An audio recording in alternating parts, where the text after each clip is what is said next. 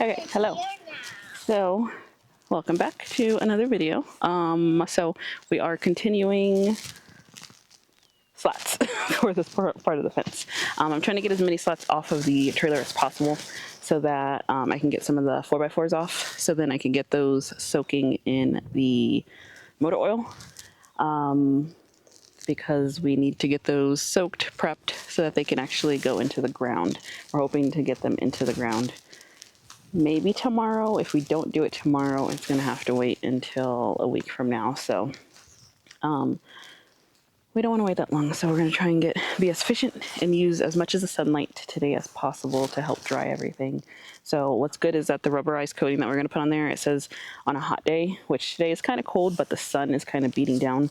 It should only take 6 to 21 hours for it to dry and be cured and ready to go into the ground. So we're going to cross our fingers to see what we can get done today. Elijah's still working on staining. He's staining, I guess, the outside of the fence right now. But what I ended up doing was we have one child awake, the other one is still passed out as if, he hasn't slept in years.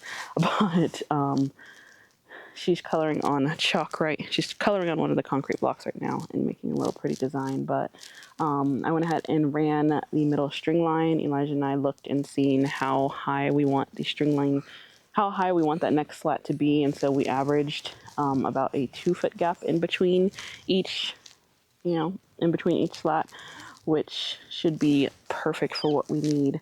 So I'm basically going to do the same thing that I did previously and get all the brackets attached. And then once all the brackets are attached, then we can cut more wood.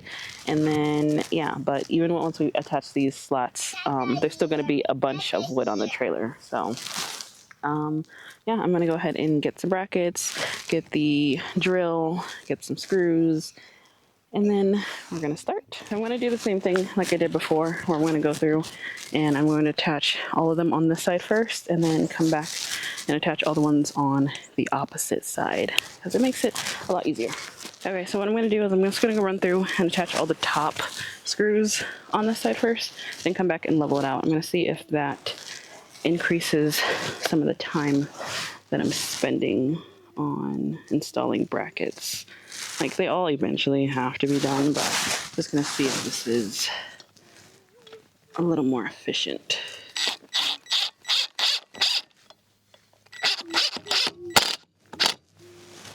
Okay.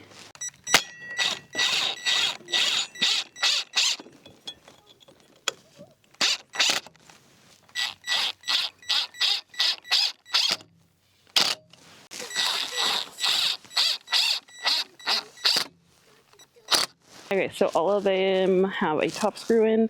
I'm going to run through and attach. I'm going to attach the opposite sides now to go ahead and get that done.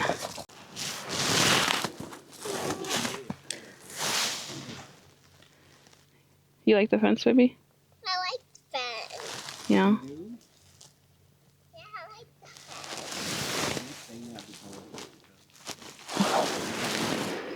It's going to help keep stuff out.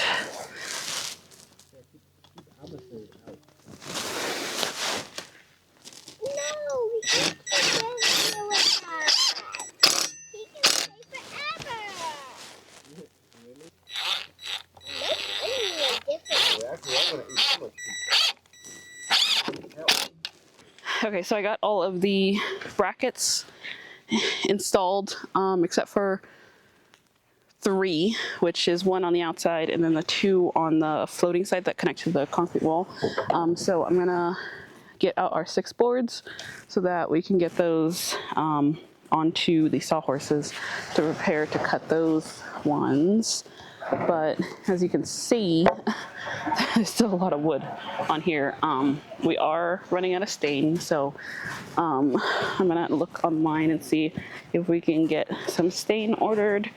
I think this time we are ready to get a 5-gallon bucket of stain. That would be a lot better than this little tiny gallon that we've been using. Because so far, since having the stain, I think we've gone through a total of 2 gallons and that was to do all the framing on the back corners, to do the entrance on the other side, and then also the slats on this 24-foot section of the wall. So we're gonna need a lot of stain, so we might as well just buy it in bulk and save some money. I don't know. Here, you can use one of these as a bowl.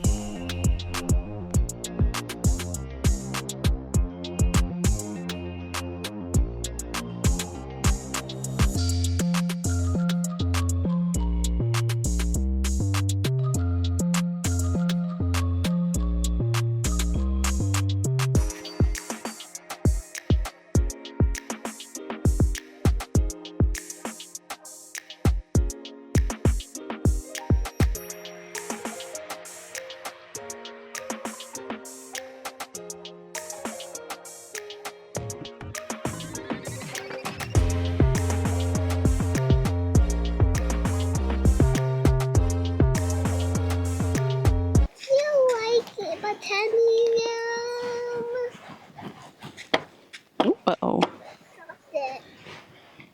Oh, yum. Those will have peanut butter in them. It did. And they have grapes in them. That's why they were so yummy. We went ahead and we got all the measurements for the remaining posts that we need to cut. So we just used a scrap piece of wood and just wrote them down, so we don't have to go back and forth this time around, since we now trust our cutting judgment. So these are the last 6 that we need to cut down. Elijah has the measuring tape, so hopefully, oh, never mind, I guess.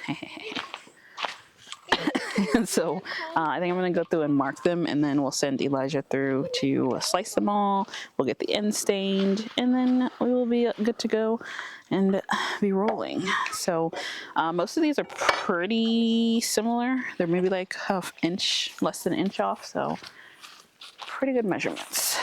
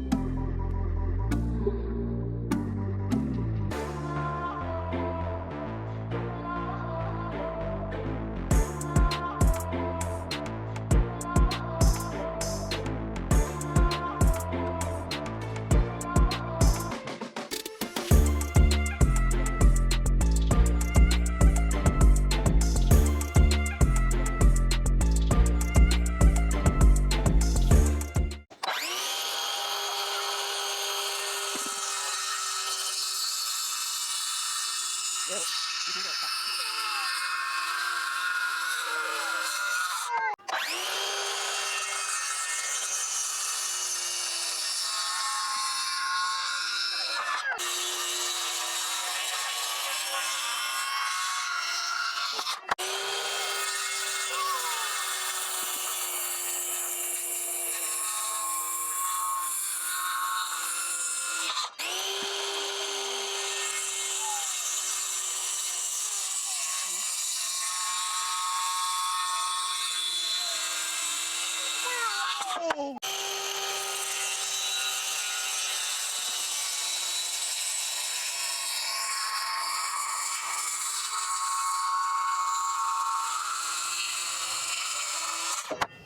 Okay, so we have both sides stained, so we're gonna go ahead and get them actually in their brackets.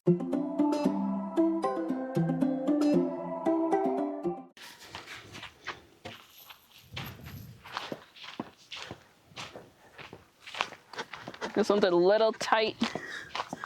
I might need a board. You guys see a board? Oh, that one right there? Yeah. Here's the window.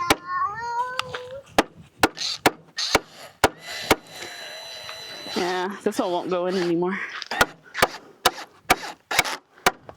What do you mean it won't? That side I got in, but Did you try yeah. Did you try putting them in kind of a... Yeah, this one's kind of stuck. I'll put that side in first, maybe. Try this side. Try hitting this side in.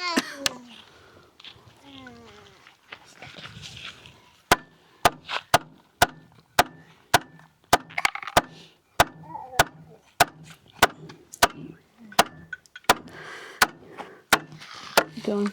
And that's good. That's good. Okay, there we go. That was a tight squeeze. A very tight squeeze. Yeah, this ain't going anywhere. This one only has one in there. So.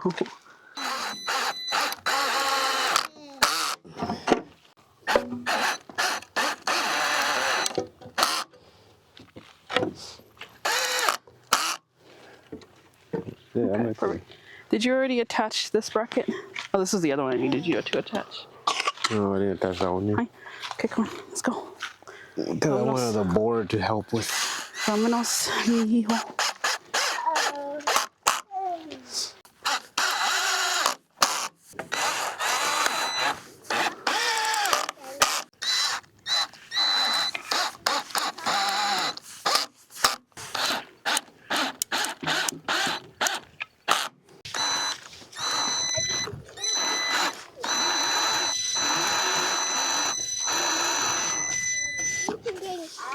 Okay.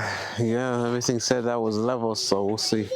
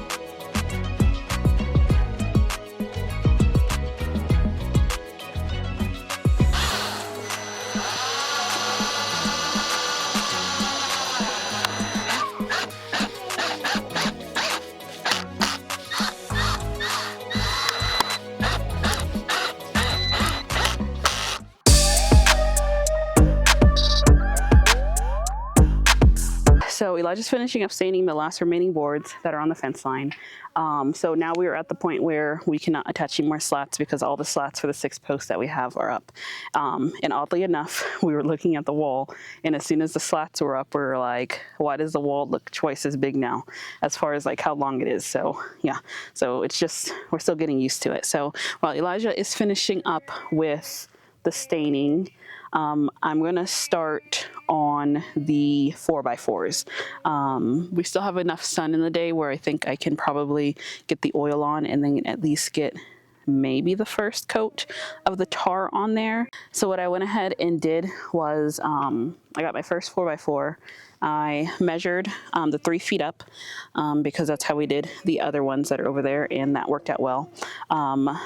Then we have some motor oil. This is not new motor oil. This is from when we changed the Ford's oil, and we just pumped it back into here using our little Garvey oil pan. And so basically we're using the old motor oil. We'll end up putting this 3 feet up, and then we're gonna use the tar afterwards. After that soaks in, we'll use the tar. And then I did end up getting a brush. I can't remember if last time we applied it using a brush, but this time we were applying using a brush. So we'll see how this goes.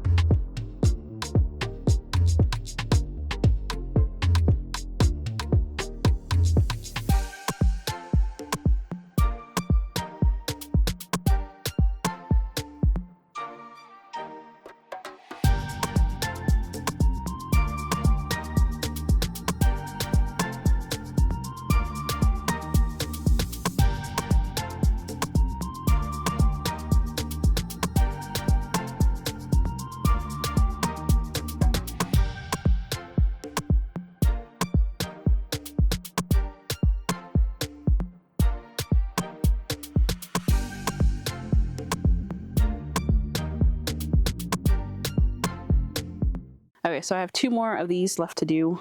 So I'm going to go ahead and end this video here. So I will see you in the next one. Thank you for watching, and leave us a comment. Bye.